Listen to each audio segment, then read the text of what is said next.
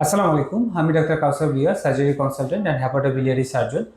আমি আপনাদের সাথে আজকে রমজান মাস চলছে, এই সময় আমি যে বিষয়টা শেয়ার করতে চাই সেটা হচ্ছে আমাদের অনেকেই পিত্তথলি পাথরের সমস্যায় ভোগেন এবং চেম্বারে এসে আমাদেরকে বলেন, স্যার আমি তো এই রমজান মাসে অপারেশন করতে চাচ্ছি না, আমি কিভাবে কি করবো, আমার তো বারে বারে ব্যথা হয় বা প্রচুর গ্যাস্ট্রিকের সমস্যা হয়।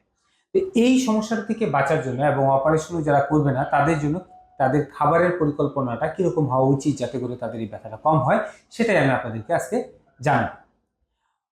তো এই সময় যেটা প্রথম করতে হবে সেটা হচ্ছে কি কি খাবেন না। আপনি কখনো ডুবো তেলে ভাজা খাবার, পেঁয়াজু, ছোলা, বেগুনি যেগুলো ডুবো তেলে ভাজা হয় সেগুলো খাবেন না। অতিরিক্ত চর্বি জাতীয় খাবার এবং অতিরিক্ত মশলা দিয়ে যে খাবারগুলো রান্না হয় সেই খাবারগুলো এড়িয়ে চলবেন, এতে করে আপনার গ্যাস্ট্রিকের সমস্যাটা অনেকাংশেই কমে যাবে। আর হচ্ছে আপনি খাবেন কি কি। প্রথম হচ্ছে হাইড্রেশন, আপনাকে প্রচুর পরিমাণে পানি পানি পান করতে হবে। আমাদের এখানে খাবারের সময়টা হচ্ছে ইফতার থেকে সেহরি পর্যন্ত প্রায় 7 ঘন্টার সময়। এই সময়টুকুতে আমরা যতক্ষণ সময় জেগে থাকি আমরা চেষ্টা করবো বারে বারে প্রচুর পরিমাণে পানি খেতে। পানির পাশাপাশি আমরা উচ্চ ফাইবার জাতীয় খাবারগুলো খাবো। উচ্চ ফাইবার জাতীয় খাবারগুলোর মধ্যে রয়েছে প্রচুর ফল এবং শাকসবজি।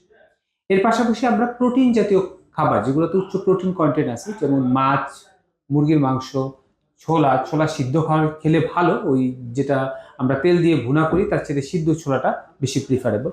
এই খাবারগুলো আমরা খাওয়ার চেষ্টা করব। সাধারণ ভাত, মিষ্টি আলু বা আলু এগুলো সিদ্ধ, এগুলো আমরা খেতে পারি।